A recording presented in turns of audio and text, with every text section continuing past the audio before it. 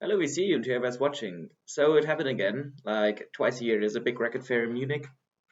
There are several small ones, but only two, say like really big ones. I started to visit them like many years ago. It was my first contact with let's say professional collecting or professional sellers actually. And when you go there, the good thing about it, you can find like really rare records that you've been looking for a long time. But on the other hand, usually those places are quite expensive, and it can happen that you have the same album, the same pressing, same condition, and one seller is offering for like let's say 50 euros. You go to the other one on the other side, and it's just like €25. So it's quite difficult. You just have to try to get a good overview at the beginning, but every year there are just like one, two, maybe three sellers that have like they have great records they offer. They have great prices, great conditions, and it's always a lot of fun to talk to the people. So you always meet up with other collectors, especially in the Munich area. And so it's just the same that happened this time. I got a nice little stock of records which I want to share with you. And say, let's just get started. The first one is classic. This is Cosmos Factory by Creedence Clearwater Revival. Um, in fact, this is an upgrade copy for me. I already have a German reissue, but this is the original one on Bellaphone label. Let's get it out of the inner sleeve.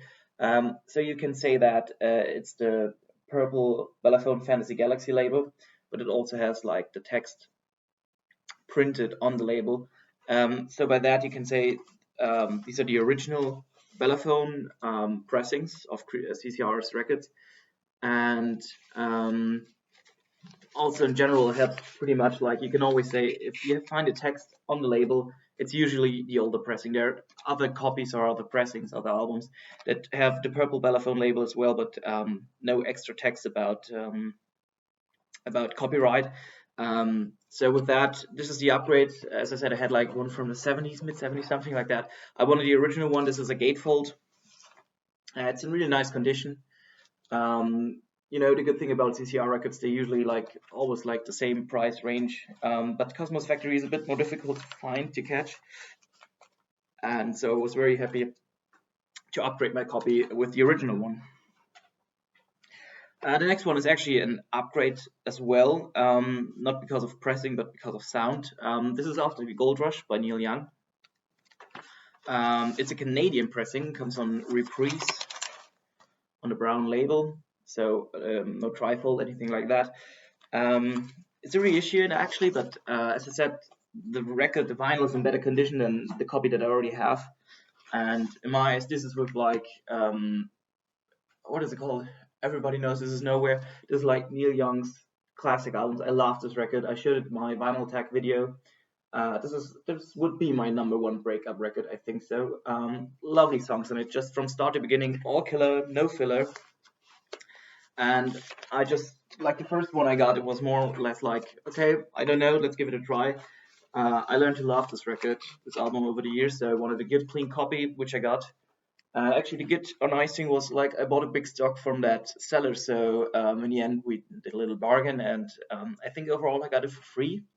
So yeah, definitely nice for the update, for the sound update.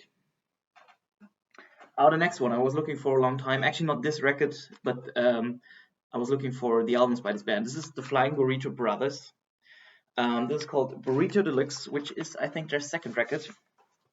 It comes on A&M Records. The golden label. This is the UK original pressing. It just looks like this.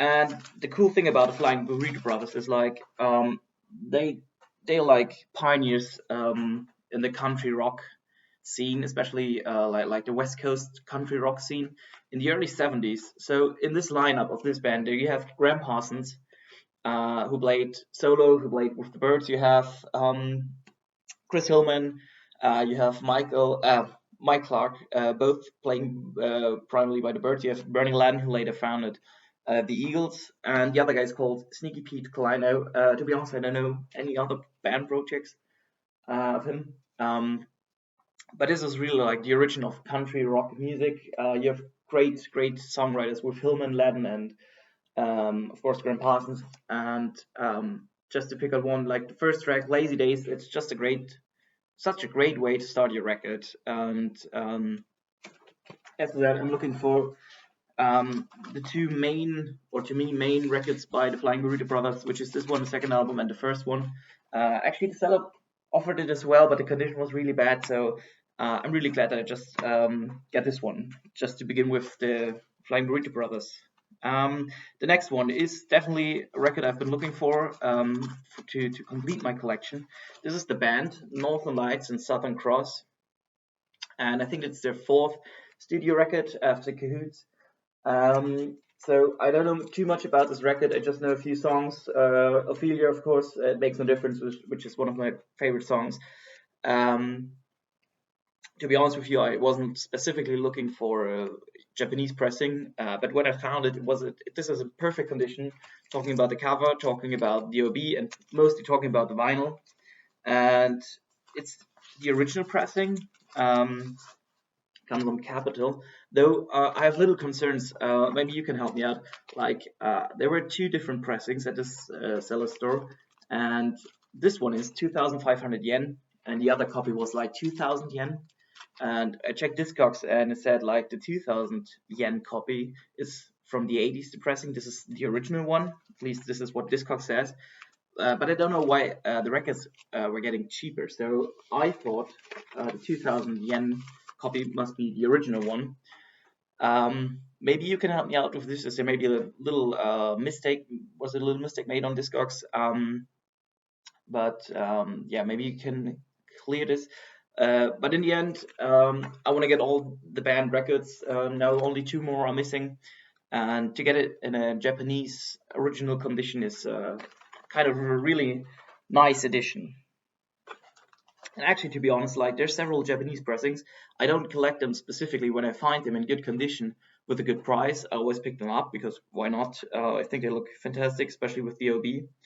And this is exactly the same with the next one. So I wasn't specifically looking for this pressing, but for this album, this is Quicksilver Messenger Service, Just for Love.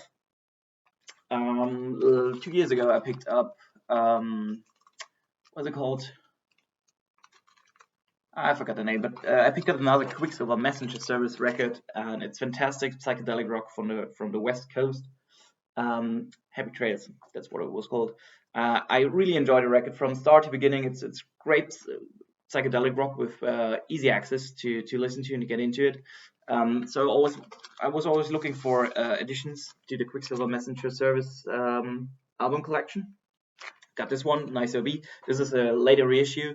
I think there's like a big reissue wave in the mid 70s in Japan with these OBs. So you have several different bands, albums, but kind of same OB design. I haven't listened to it yet, but I'm sure I'm glad that I could add it to the collection.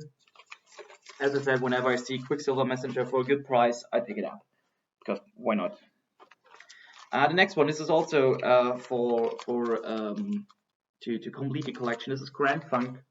We're an American band, also Japanese pressing. Also a reissue from the mid 70s. Thing about this, usually Grand Funk Railroad records in Germany are about like 15 to 20 bucks. And they and then like in used condition VG Plus. This is perfect condition. The vinyl, the cover itself, you know, it's hardcover, and a lot of pressings that I see from this specific record, they have a lot of ring wear, like the colors getting off a little bit. But this is just a perfect copy with the OB and all the inserts. So like a little lyric booklet that comes with it. I want to get all the records, so this is a great addition. Oh, next one. Yeah, I think this is like the pre-last. It's like the second last Japanese pressing. This is the still young band. Long May You Run. This is the original pressing, actually from Japan, and comes from Reprise label. And what to say about this? So this was a side project. Yeah, it's a side project in the mid 70s from Stephen Stills and Neil Young, and they even invited Graham Nash and David Crosby to join to sing on the record. They recorded some stuff, but like in at the last minute they they kicked them out of the band, so Crosby and Nash, and deleted their tracks. So in the end, this is just a pure Stills Young product. And they went on tour, and I think it was like a huge disaster. Neil Young left like after a few shows, like in the middle of the tour. He quit everything. I think this record has like compared to Crosby, Stills Nash or Deja Vu, like the other stuff from the band. This is like a medium well reviews. I enjoyed it pretty much. Title track is pretty amazing. It's definitely a record that I had to listen more often. So after I played it again and again, and it grew on me. It got better every time. So it's not like as I said, Crosby, Stills Nash, Deja Vu. Like you listen to the first time, you immediately hooked. It's at least what happened to me. This took a little bit more time, but it has all the ingredients that you expect from Neil Young, Stephen Stills. Put it together in a band, and I think that's the only project by those two guys, like besides like bigger band arrangements like Buffalo Springfield or something, that they did together. So definitely worth it to check it out, especially if you're a fan of Crosby, Stills, Nash. And yeah. The next one. So this is the last Japanese pressing. This is Paul McCartney first. It's a reissue, also from the 70s. Very interesting record. So this was like he recorded it after the breakup of the Beatles. He was kind of just as something that I read about is more like a side project to keep him busy, just to hang out. He was like doing his stuff in the studio, and out came kind of like a homemade record, and it's pretty cool. So he played all the instruments on that, and it has with Maybe I'm Amazed like a huge hit, a huge song as well. I love it. It's a fantastic track, and the other stuff is quite interesting as well. As I said, it really sounds like a homemade record, like a McCartney homemade record. It definitely has it's like laid back. It's kind of sometimes has like lofi qualities in it, but also like really lovely melodies here and there. Very nice sound experiments. Like the last track is let me see. Green Crore, which is just drumming, but it was recorded with a very interesting technique, so it sounds very interesting.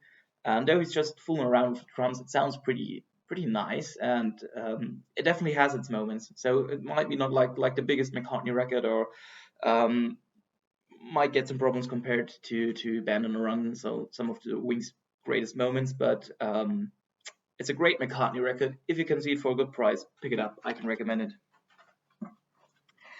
The next one, this is Krautrock. This is called Frumpy Live. This is a double LP. Frumpy is a band from Hamburg, I think with Inge Rumpf, so a famous German singer who was very active in the Krautrock scene. So Atlantis was another band project by her. It comes on Philips. It's the original pressing. I don't know too much about Frumpy. It pops up every now and then. It's in really nice condition. So let me show you. There's a gatefold. There's a little writing on it, but as long as it's on the inside of the gatefold, don't care too much.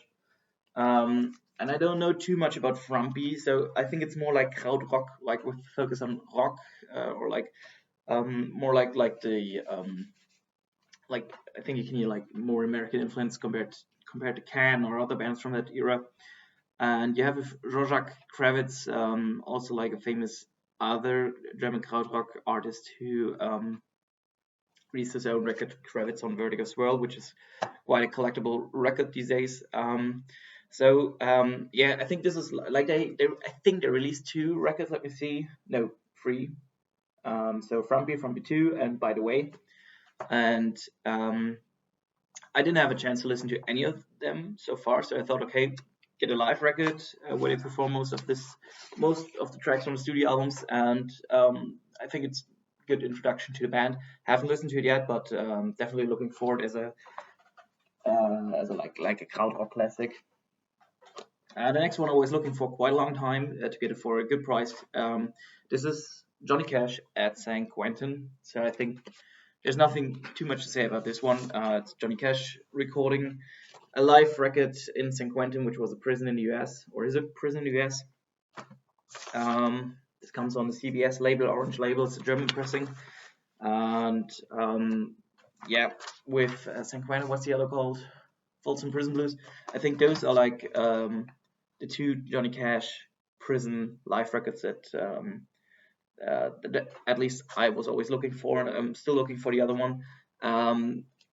Many years ago, I read about this in a book, and it said it's like one of the live albums you have to get or to listen to, check it out.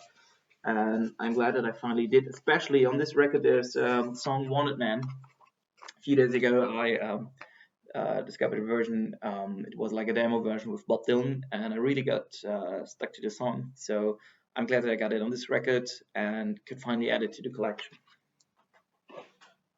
The next one, actually, I was looking for this one for quite a long time as well. It doesn't pop up too often, and usually it's very pricey. So this is Elton John, self-titled. Yeah, this is Elton John self-titled. I'm always a little bit confused because your song is on this and it's promoted pretty big. But yeah, as I said, Elton John.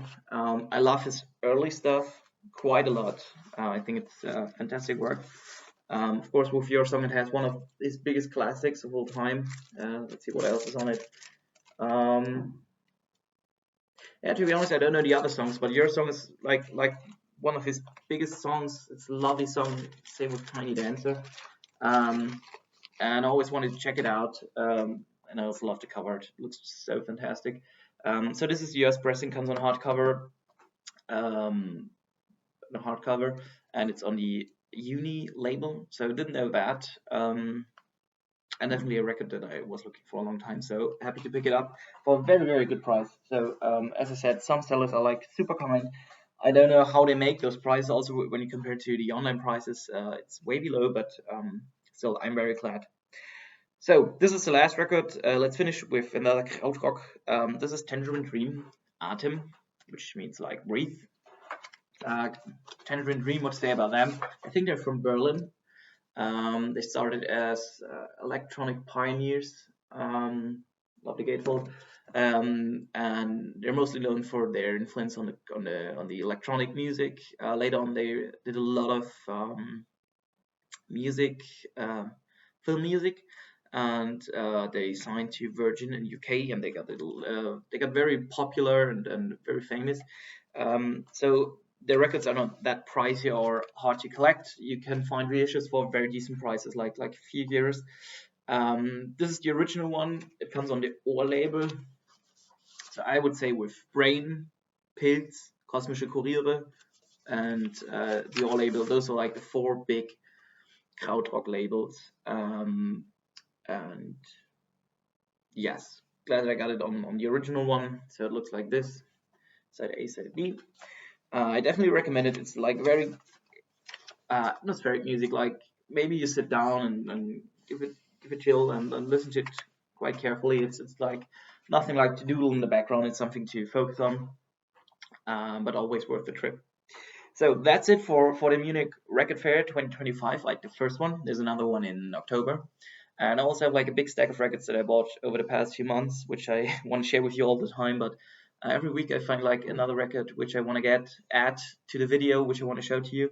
So in a few days, hopefully, I'll be able to make a next video. I got some really, really great records, like Vertigo Swirls, Krautrock, which I'm going to share with you, and maybe you'll join then again. So see you then. Bye.